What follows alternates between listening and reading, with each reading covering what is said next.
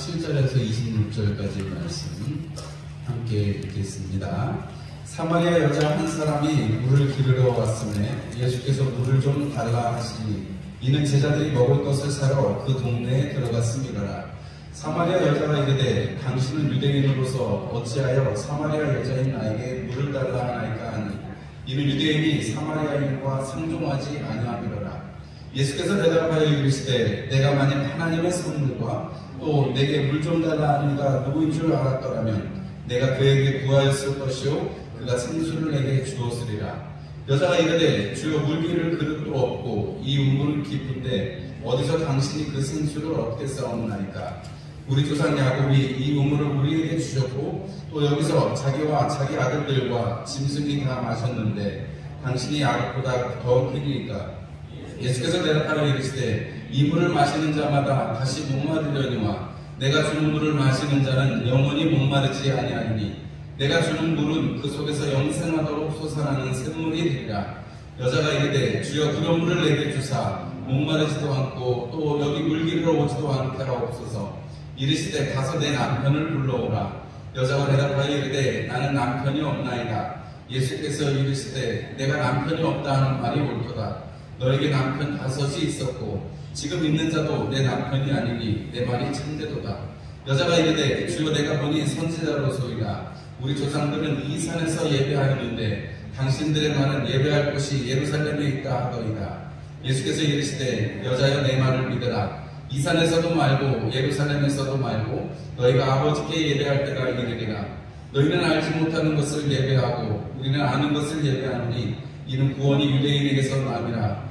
아버지께 참되게 예배하는 자들은 영과 진리로 예배할 때가 오나니 곧 이때라. 아버지께서는 자기에게 이렇게 예배하는 자들을 찾으시느니라. 하나님은 영이시니 예배하는 자가 영과 진리로 예배할지니라. 여자가 이르되 메시아 곧 그리스도라 하는 이가 오실 줄을 내가 아노니 그가 오시면 모든 것을 우리에게 알려주시리이다. 예수께서 이르시되 내게 말하는 내가 그라 하시니라. 아멘. 할렐루야. 오늘 저녁에도 함께 또 찬송하고 기도하는 시간에 나오신 여러분들을 축복합니다. 우리 오늘 요한복음 4장 7절에서 26절의 말씀으로 오늘 저녁에는 우리가 바꿀 수 없는 행복이라는 제목으로 함께 말씀을 나누려고 합니다. 우리 한 목사님의 책을 이렇게 쭉 리뷰해 가면서 제가 여러분들에게 설교 말씀으로 이렇게 해석을 풀어서 말씀을 드리고 있는데 우리가 그것이 뭐냐면 하나님 나라에 관련된 이야기를 하고 있는데요.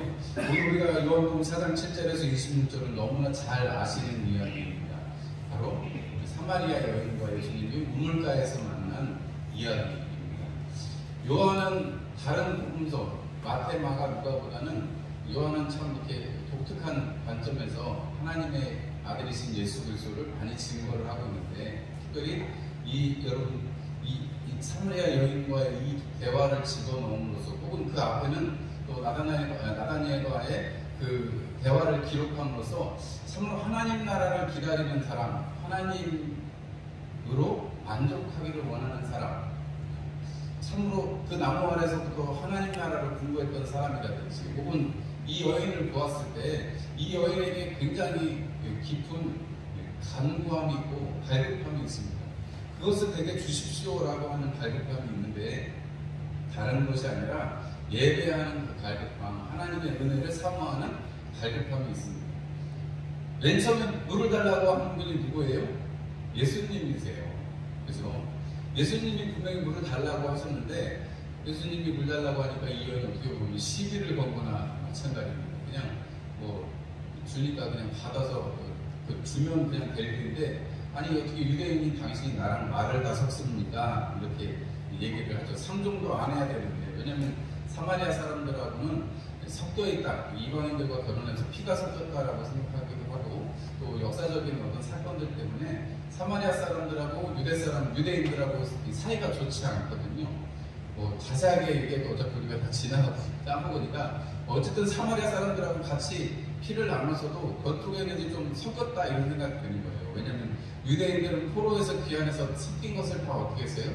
분리해서 정화하는 장면이 우리가 포로 귀환 후에 있잖아요. 바리새 운동이 일어나고 하다못해 제사장들 중에서도 이렇게 다른 여인들과 다른 민족의 여인들과 결혼했던 사람들을 이혼까지 시켜가면서 섞이지 않도록 했던 사람들이 유대인입니다. 그런데 사마리아의 사람들은 그렇지 않았고 또 자기들끼리 북이스라엘에서 섬겼던 그런 습관처럼 예루살렘으로 오지 않고 자기들끼리 사마리아에서 섬기게 되니까 그런 그러저러한 여러 가지 이유로 사마리아 사람들을 상종하지 않았어요. 그래서 오죽했으면 요단강 건너가서 쭉 올라갔다가 다시 요단강 건너서 갈릴리 지역으로 갈 정도로 그렇게 사이가 안 좋았다고 그러죠. 그러니까 이 여인이 예수님하고 이렇게 말이 섞어지는 것 자체도 어떻게 보면 그랬을 수도 있겠습니다. 그런데 예수님께서 하시는 말씀이 아주 의미심장합니다. 그게 무슨 말씀이냐면 10절에 보면 네가 만약 하나님의 선물과 또 내게 물 좀 달라 하는 이가 누구인 줄 알았더라면 네가 구하였을 것이요 그가 생수를 내게 주었으리라 이렇게 말합니다. 지금 물을 달라고 하신 분은 누구예요? 예수님이세요. 근데 네가 그 사람을 알았다면 하나님의 선물과 물 달라고 하시는 그 물 좀 달라는 사람이 누구? 나잖아요. 예수님. 예수님이 내가 누군지 알았으면 네가 나한테 생수를 달라고 했을 거야. 이렇게 말씀을 하세요. 여러분 물이라는 게 얼마나 소중합니까? 땀을 많이 흘리고 일을 많이 한 후에 마시는 그 냉수 한 사발은 정말 뭐 부럽지 않죠. 아무리 맛있는 거를 또 갖다 대들 그렇게 땀 막 흘리고 나서 시원한 물 한 잔 딱 마시면 그거에 비길 때가 있겠습니까? 사막을 여행하면서 황금을 아무리 많이 가지고 간들 물 한 병만 못합니다. 제가 이스라엘에서 3개월 살아보니까 물 한 병이 얼마나 소중한지 알겠어요. 제가 옛날에 군대 훈련소에서 너무 땀을 많이 흘려가지고 밖에서 일하려고 떠는 물 막 마셨다고 한번 말씀드린 적이 있잖아요. 사람이 물이라는 게 없으면 신경질도 나기도 하고 여러 가지 이런 일들이 생깁니다만 그런 얘기는 몇 아니고 물 달라고 한 분은 예수님이세요. 그런데 예수님이 내가 너한테 생수를 줄 수 있어 라고 말씀하시는 거예요. 여러분 이게 너무 이상하잖아요. 예수님이 분명히 물을 달라고 했는데 그 물은 무슨 물이에요? 정말 우리가 보는 물, 우리가 마시는 물, 그 물이고 예수님이 지금 생수를 내가 너한테 줄 수 있다라고 말씀을 하세요. 여러분 이게 이 여인한테 뭔가 예수님이 시비를 걸고 싶으신 게 아니라면 굳이 이렇게까지 하실 필요가 있을까 싶을 정도로 이 여인에게 이야기를 하시는 거죠. 그러면서 남편을 데려와라 라고 합니다. 우물에 대한 논쟁이 있는데 남편 데려오라니까 남편이 없습니다. 네가 5명이지만 지금은 없는 것 같구나 이렇게 말하니까 당신은 선지자시군요 이렇게 말합니다. 그러면서 나오는 이야기가 예배에 관한 이야기입니다. 어떻게 예배할 수 있겠습니까? 이 여인의 마음속에는 지금 무엇이 있는 거예요? 하나님께서 보내주신 메시아 그리스도가 있는 거죠. 왜냐하면 그렇게 고백을 합니다. 25절의 말씀을 보면 메시아가 그리스도라 하는 이가 오실 줄을 내가 아노니 그러면 그가 오시면 모든 것을 우리에게 알려주실 것입니다 라고 얘기하니까 그제서야 예수님께서 내가 그다 라고 말씀하죠. 그럼 앞에 물이랑 이거랑 연결을 시키면 여러분 이 여인의 지금 물 들어온 이 여인이 그 관심사는 어디에 있냐면 하나님께서 베풀어 주시는 구원의 그 선물 하나님이 주시는 선물과 하나님의 선물과 또 메시아가 오실 때 우리 가운데 오는 구원에 대해서 이 여인이 참으로 관심을 가지고 있다는 것을 알 수 있습니다.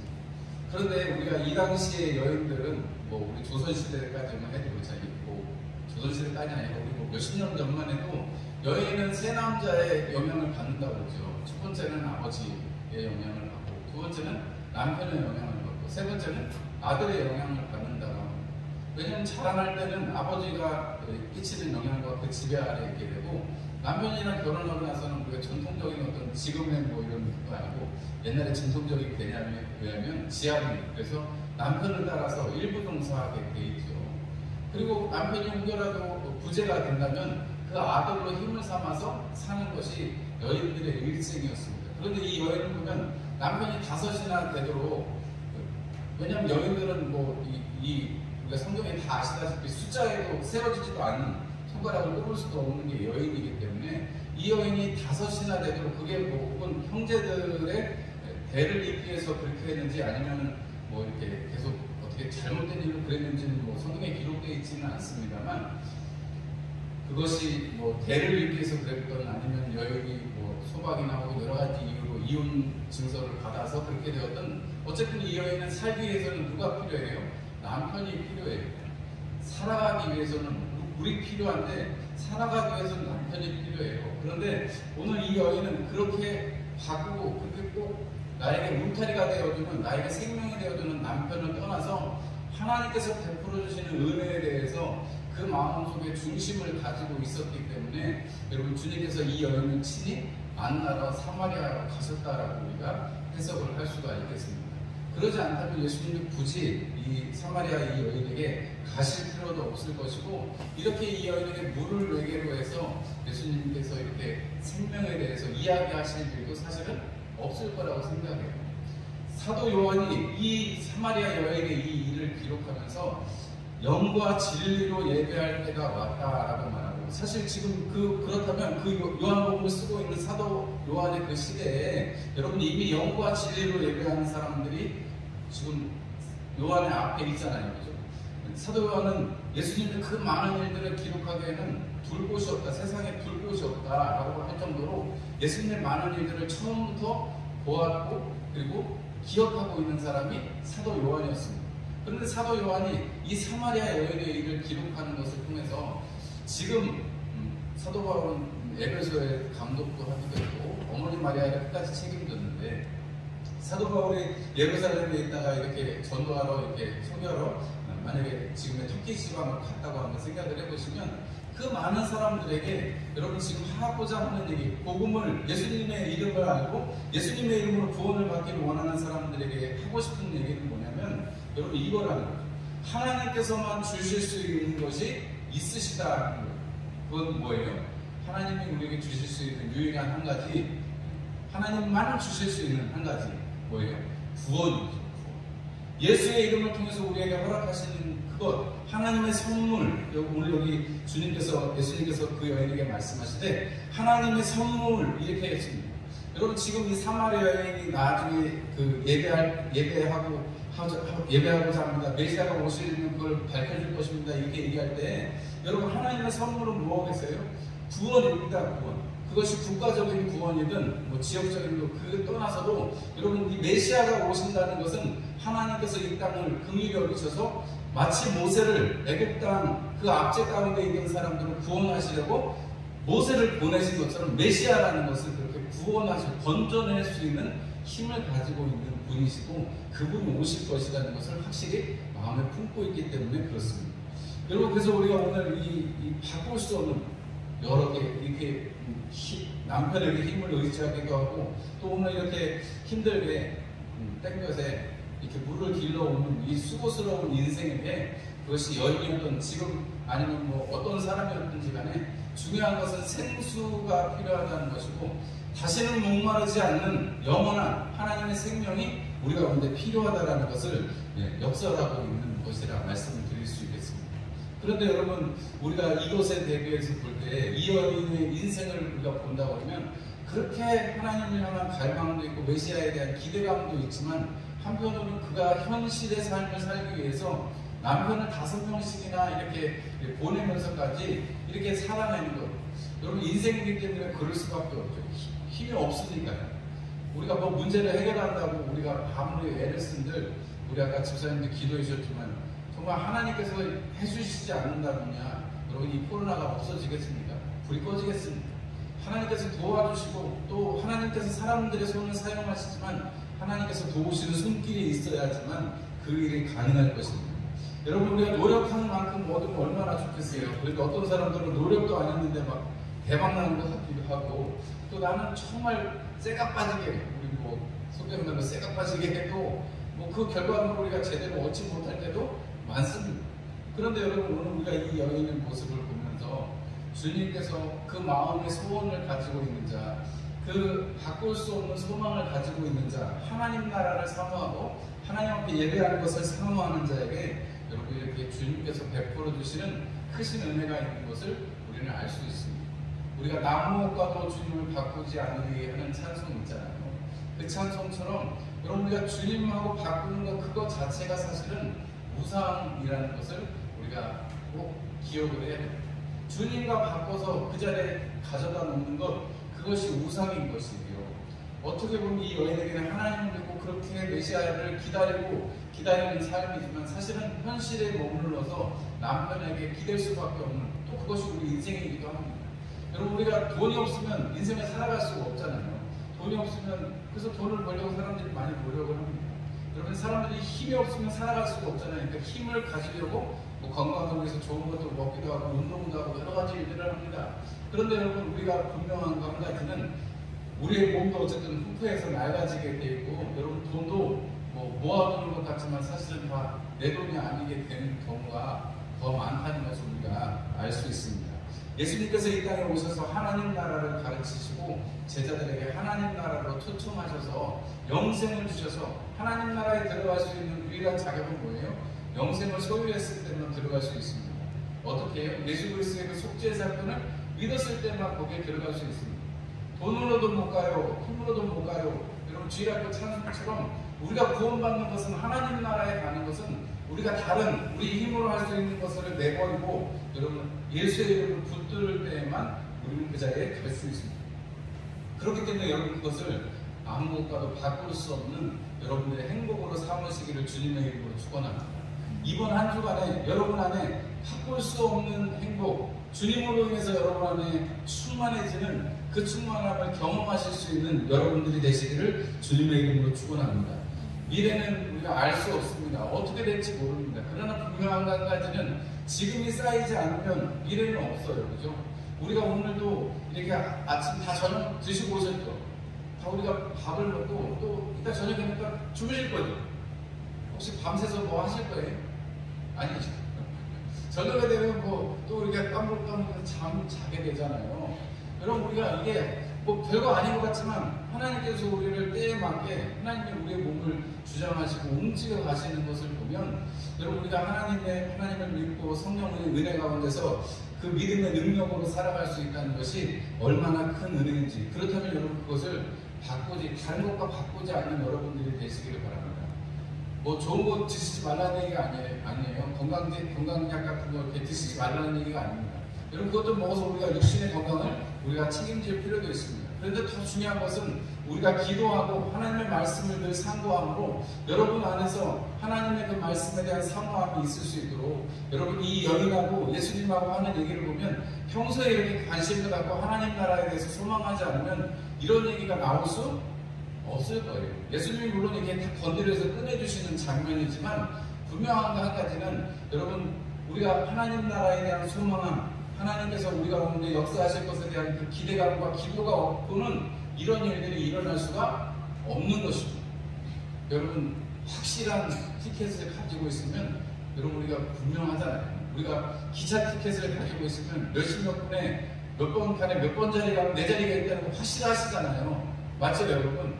그거에 대해서 의심하시는 분은 없잖아요. 참고를 들었는데, 여러분, 우리가 구원을 받았는데 흔들리지 않는, 바꿀 수 없는 그것을 가지고 여러분들이 지금 살아가고 있다는 사실 꼭 기억하시고, 하나님 나라라는 것은 내가 바꿀 수 없는 나에게 바꾸려고 유혹하는 그것들을 이겨내고, 그 우상의 것들을 이겨내고, 나를 주장하려고 하는 그것들을 이겨내고 내가 하나님 나라에 온전히 의탁하고 살아갈 때, 그때 우리는 바꿀 수 없는 그 행복이 주는 만족감과 그 기쁨으로 살아갈 수 있게 되는 것입니다.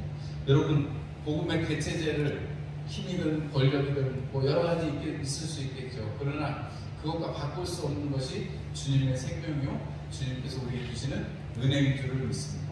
이 한 주간도 그 은혜 가운데 충만하시기를 주의 이름으로 다시 한번 축원합니다. 기도하겠습니다. 하나님, 우리 아버지 감사합니다. 주님께서 은혜를 베풀어 주셔서 우리 가운데 바꿀 수 없는, 그 무엇과도 바꿀 수 없는 예수 그리스도의 그 이름